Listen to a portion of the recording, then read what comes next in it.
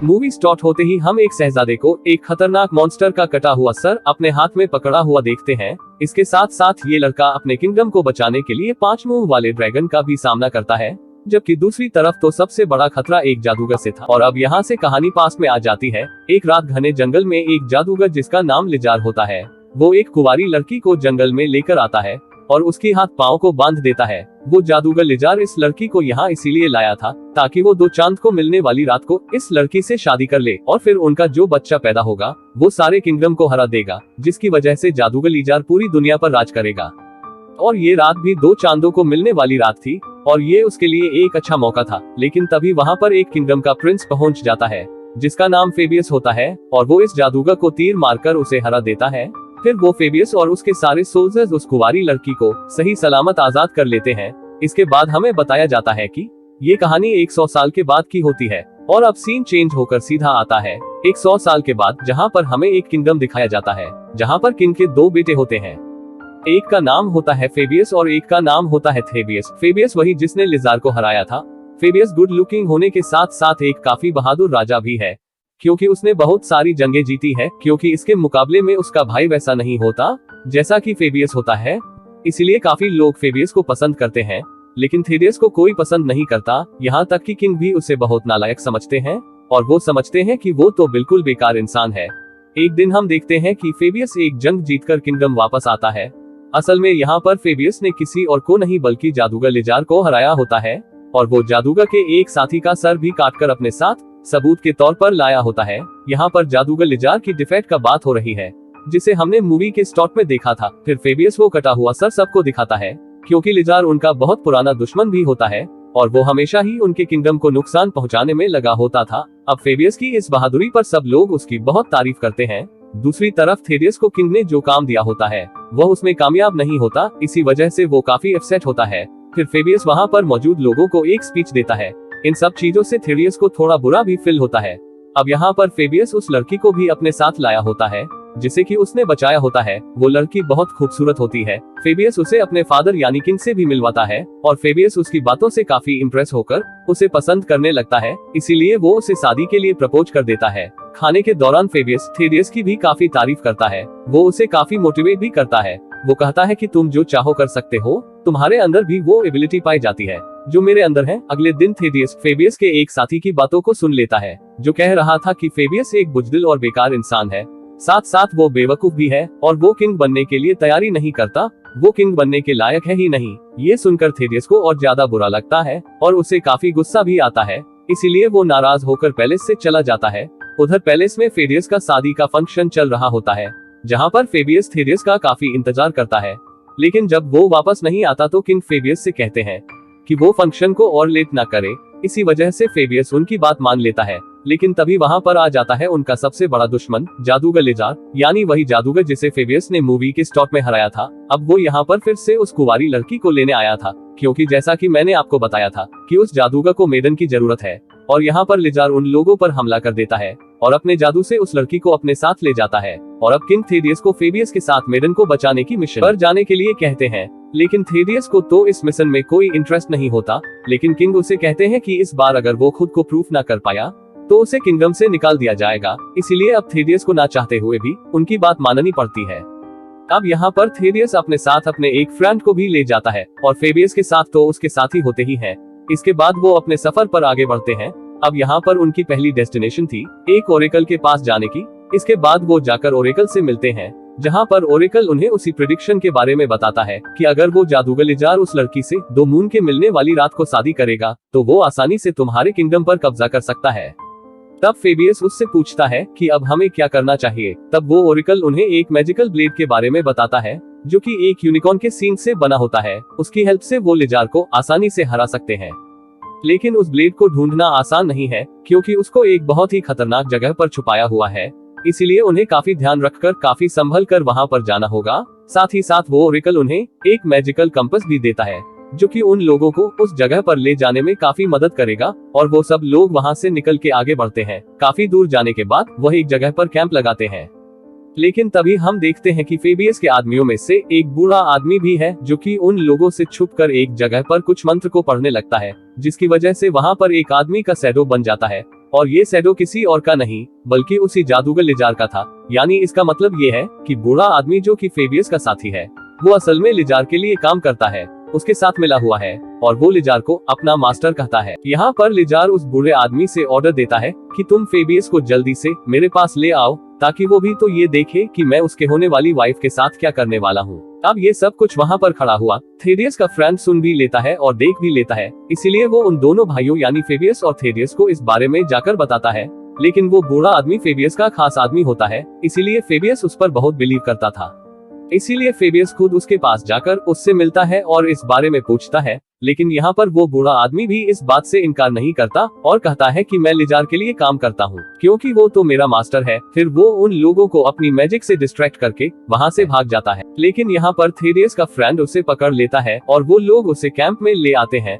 अब कैंप में आने के बाद फेबियस को एक और शॉकिंग बात पता चलता है कि उसका राइट हैंड यानी जो उसका वफादार आदमी था वो भी लिजार के साथ मिला हुआ है। वो फेबियस को बताता है कि लिजार ने बाकी सबको मारने और तुम्हें कैद करने का हुक्म दिया है, इसीलिए वो अपने आदमियों को ऑर्डर देता है फेबियस के साथियों को मारने का। लेकिन वो सब किसी न किसी तरह वहाँ से भागने में कामयाब हो जाते हैं, जहाँ पर वो सभी लोग कैरेज की मदद से वहाँ से भाग रहे होते हैं। और इसी दौरान उन लोगों की आपस में बहुत फाइट होती है, लेकिन फिर भी किसी तरह ये खुद को बचाने में कामयाब हो जाते हैं।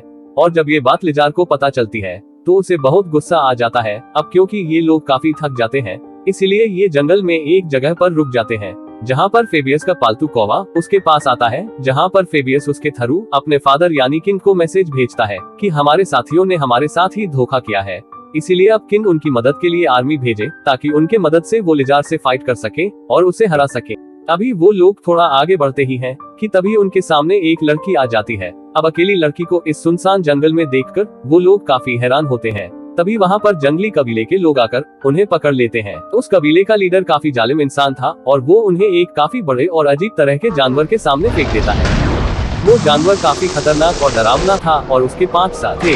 वो जानवर फेबियस को काट लेता है। तब थेडियस के दोस्त को उसका जहर निकालना पड़ता है और तभी यहाँ पर बड़ी मस्त स्टाइल से एंट्री होती है एक वॉरियर की, जो कि बहादुरी से उस जानवर का मुकाबला करते हुए उसे मार डालती है।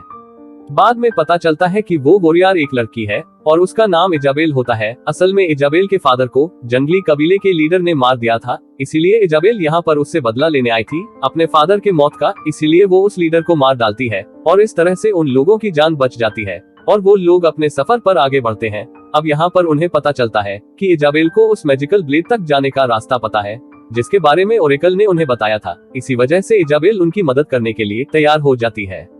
यहीं पर देखते हैं कि थेडियस इजाबेल की तरफ अट्रैक्ट होने लगता है और रात के टाइम थेडियस का दोस्त और फेबियस जब कहीं पर जाते हैं तो उन दोनों यानी थेडियस और इजाबेल में बातें होने लगती है, जहां पर थेडियस इजाबेल को अपने सफर के बारे में बताता है। अब बातों ही बातों में वो उसे उस कंपास के बारे में भी बता देता है। नेक्स्ट मॉर्निंग जब फेबियस वापस आता है तो वो देखता है कि थेडियस तो सो रहा है और बहुत ढूंढने पर उसे वो कंपास नहीं मिलता, तो इसके बारे में वो थेडियस से पूछता है। लेकिन थेडियस को कंपास का पता ही नहीं होता और साथ साथ इजाबेल भी वहाँ से गायब थी। अब फेबियस थेडियस पर इस बेवकूफी की वजह से काफी गुस्सा होता है, लेकिन वो इस बात को भुलाकर आगे बढ़ने का फैसला करता है और बड़ी मुश्किल से वो इतना लंबा सफर तय करने के बाद वो अपनी मंजिल तक पहुँच जाते हैं। अब फेबियस थेडियस और उसके दोस्त को वहीं पर रुकने का कहकर अकेला ही मैजिकल ब्लेड यानी उस तलवार को ढूंढने चला जाता है। वहीं एक बाग में थेडियस को इजाबेल मिल जाती है, इसीलिए वो उसे रोककर कंपास के बारे में पूछता है, लेकिन इजाबेल उसे कंपास देने के लिए नहीं मानती और इनकार कर देती है और इसी बहस को लेकर उन दोनों के बीच फाइट होने लगती है, जिसमें इजाबेल थेडियस को बड़े आराम से बड़े आसानी से ही हरा देती है। उधर फेबियस को उसके अपने ही साथी जिन्होंने उसे धोखा दिया था वो उसे पकड़ लेते हैं और उसे मारने लगते हैं। तभी इजाबेल से मार खाने के बाद थेडियस वहाँ से बाहर आता है। तभी थेडियस का दोस्त उसे कंपास दिखाते हुए कहता है कि फाइट के दौरान मैंने इजाबेल से कंपास चुरा लिया था। अभी वो लोग इस बात से खुश हो ही रहे होते हैं कि तभी वो देखते हैं कि उनके बागी साथी फेबियस को अपने साथ ले जा रहे हैं। अब वो लोग ये सोचने लगते हैं कि उन्हें करना क्या चाहिए। जैसे ही सुबह होती है तो वो लोग आगे बढ़ते हैं, लेकिन तभी रास्ते में उनके सामने इजाबेल आ जाती है। वो उन्हें तलवार दिखाकर उनसे कंपास वापस मांगती है। तभी यहाँ पर थेडियस उसे अपने भाई फेबियस के बारे में बताता है कि उसे नाइट्स उठाकर ले गए हैं, इसीलिए इजाबेल उनकी हेल्प करने के लिए राजी हो जाती है। इसके बाद वो उन्हें अपने साथ एक गुफा में ले जाती है, जहां पर कंपास की हेल्प से वो लोग अंदर चले जाते हैं, जहां पर उनका सामना एक खतरनाक क्रिएचर से होता है जो कि उनके पीछे पड़ जाता है, उनके पीछे भागने लगता है। तब उससे बचने की कोशिश में वो तीनों एक दूसरे से अलग अलग हो जाते हैं।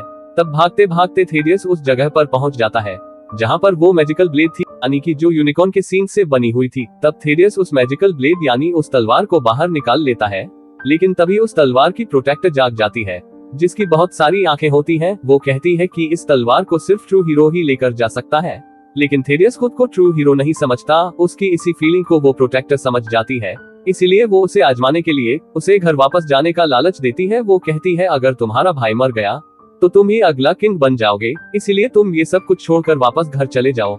लेकिन थेडियस ऐसा करने से मना करता है और वो अपने भाई फेबियस को ही चुनता है। फिर वो उस तलवार से उस क्रिएचर को मार डालता है और वहां से बाहर आ जाता है। साथ साथ वो अपने साथियों को भी बचा लेता है। फिर टाउन पहुंचने के बाद वो एक स्ट्रांग वॉरियर को अपने साथ जाने के लिए तैयार कर लेता है, जिसके बाद ये चारों फेबियस को बचाने के लिए चले जाते हैं। फिर कुछ टाइम बाद वो जादूगर लिजार के महल में पहुंच जाते हैं और आज रात भी 2 मून के मिलने का दिन था और उसमें बस कुछ ही टाइम बाकी था। यहीं पर हम देखते हैं कि फेबियस को वहां पर बांधा हुआ है, पर ये लोग वहां से फेबियस को आजाद करने में कामयाब हो जाते हैं।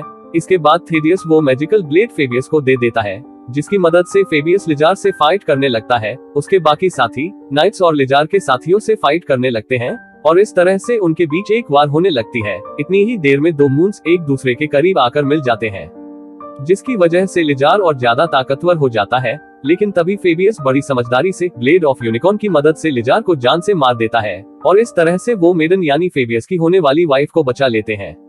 अब सब कुछ खत्म होने के बाद इजाबेल का भी वापस जाने का टाइम हो जाता है, इसीलिए थेडियस बहुत उदास था। इजाबेल भी उससे कहती है कि मैं भी हमेशा तुम्हें याद रखूंगी, कभी भी नहीं भूलूंगी। इसके बाद दोनों हीरो यानी फेबियस और थेडियस वापस अपने किंगडम आ जाते हैं और पूरा किंगडम उनके जितने पर उनके वापस आने पर खुशियां मना रहा था।